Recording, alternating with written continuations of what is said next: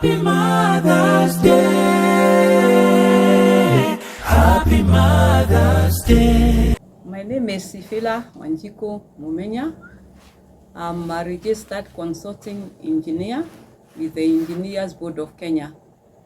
My experience as an engineer, first and foremost, is that engineering is a very old profession, and therefore as an engineer you are within a space of a very old and very well established profession, and the principles of engineering are science-based. So first and foremost, you are scientists, but they are very practical, because as an engineer, what you encounter on a daily basis is solving problems. You hardly go to a project as an engineer when there are ready solutions. There's always a problem that you are seeking to address. And as an engineer, the training is such that you are imparted with the knowledge or the skills to be able to model those problems in such a way that there will be solutions. Remember, as an engineer, one of the key subjects that you need to be familiar with, or even like and be very, very highly skilled because you use it as a tool, is mathematics. And we know what is mathematics. Mathematics, I was taught, and I've never forgotten, by A-level mathematics teacher. He told us, if you want to know what mathematics is, it's very simple. Mathematics is a study of patterns. And I carried that up to today. I keep asking myself, what is the pattern in this problem? What are the variables? What are the parameters on one side? And you remember, as an engineer, the tools you use, the mathematical tools you use, are predominantly equations. But they have been, for example, packaged in what we call the codes of practice. So if you uncode this, you find the code is just a series of, equations. Some are analytical, others are, empirical. They have captured some coefficients from, empirically from the field. But basically, what you're trying to find out is how to solve this equation. And an equation has two sides. There's one side on the left, another on the right. So my experience as an engineer has been to always try and look at any problem, a community problem, from an engineer's eye. What is the equation here? For example, the flooding. If you experience flooding, what is the equation here? The equation here is that water is actually obeying the laws of nature. If there's no slope, no gravity, then the water will stagnate and rise up and flood. Therefore, in this equation, what do you need to do? You must add the slope. Maybe the slope was 0, so you must add the slope. Just a slight addition of the slope will make the water flow. So in that small, illustration, I don't have a blackboard, but I'm sure it's not very difficult to visualize that water storms, which you experience on the roads. The roads are impassable, things are rising, is because water is just obeying the laws of nature, the laws of gravity. If there is no gradient, the water will rise up. If there is gradient, the water will flow downstream. That's an example of an engineering perspective of what an equation is. And there are very many examples like those. Let's look at a woman, experience of a woman as an engineer. My experience as a woman engineer is there is the male ego. The next one, especially at very early career, very young. Many of the women, of course, these days graduate as engineers at very, very early age. And there are still girls, there are still women.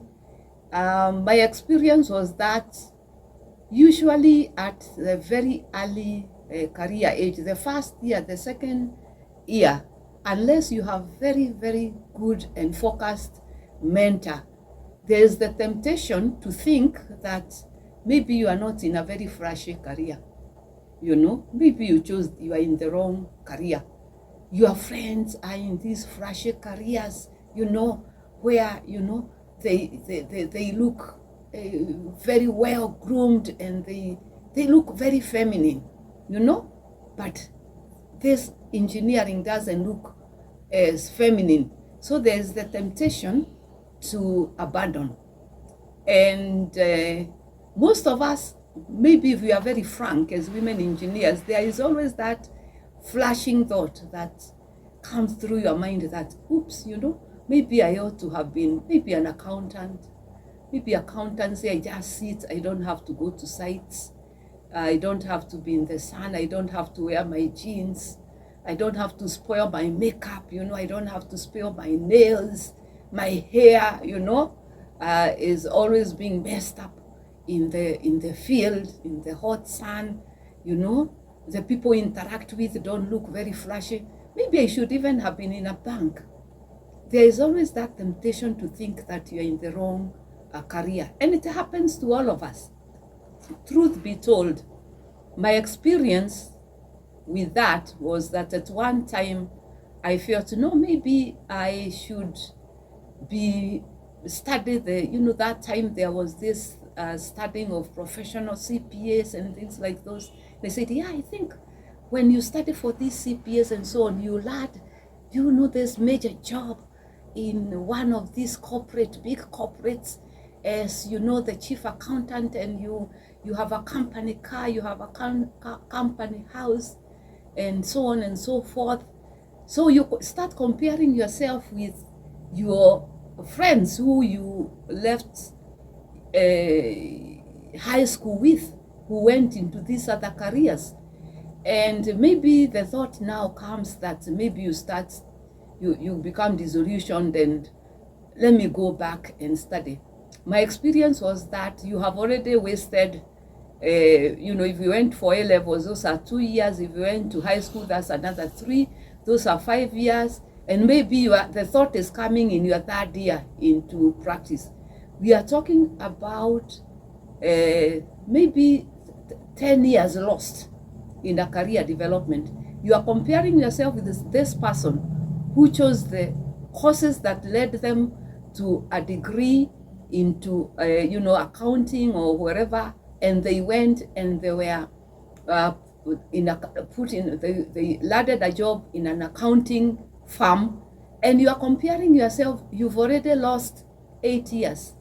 My sister, engineer, you've already lost 8 years.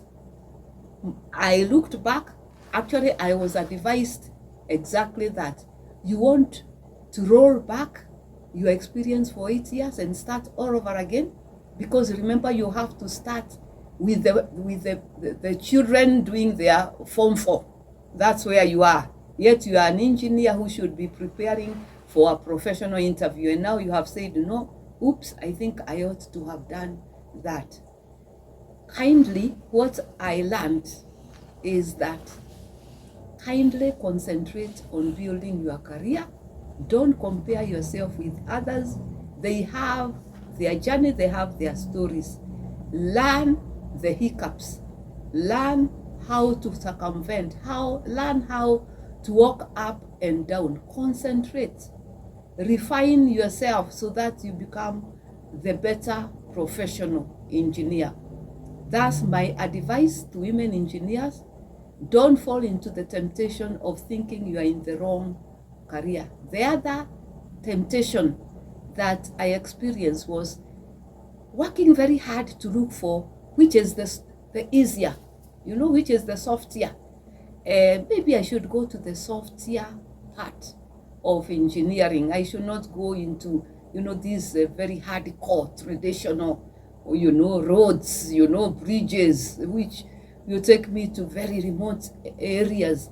Maybe I should just do something that keeps me to the computer, maybe, or maybe if I go a little bit out environment.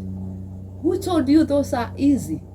They are not. Nothing is easy in this world. Let me tell you, nothing is easy in this world. You will go into that area and realize, oh my goodness, what happened? There was also the temptation when we were coming up as career people. That's when the main television channel that time was KBC, but soon after there were very many channels coming: KTN, the Citizen, the K24, the Kamemes, and so on. And they were recruiting very many very beautiful, splashy girls. So you can imagine, as a young woman engineer in the field, maybe you have been sent to Hola, you know, or you are doing Kapeguria Road, you know, and you're supposed to be there, standing there in the sun, checking the levels, following in the dust, going through very unfriendly areas. And when you come back, maybe after a week of being in the bush, you sit in your living room and you look at these very beautiful girls, you know, reading the prime time news, and you say, oh, maybe I should have been there, you know, a celebrity. There's nothing wrong with that. But those people are in their career. They also have their challenges. They also have their stories to tell. Concentrate on your career. Engineering is a very old traditional career, and it grows as you grow older. Today, I'm a grandmother. As we speak, as I sit here, I am a grandmother, but I am still practicing my engineering. Supposing I had, for example, dropped out and decided, no, I want to be a model, you know? I want to be a model, to be dressing, you know? And your body maybe has even changed. You no longer have the figure 8, you know, shape of our waist, and very flashy and looking bright and so on. How that is also a career, and you ought to have started it earlier, you know. And it has, all careers, by the way, have their sell by date, you know, they expire, and you need to know also your career. I'm happy to say that what my experience has been is that engineering, because we said, so it's a career that helps you use your science and the laws of nature to solve everyday problems. Everyday problems will be there. And these are not necessarily the problems which are exposed and shown out there. You feel very fulfilled after addressing a problem and applying the engineering principles and solving it. That in itself is a great reward. I'm very happy to have shared that, my experience as a woman engineer. There is more we could walk the journey together.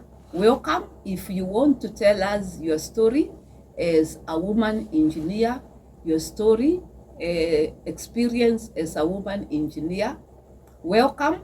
We'll have a conversation with you, and we shall also educate without borders on my channel by Wanjiku the engineer. So partner with me as a woman engineer for us to tell our stories and to encourage other women.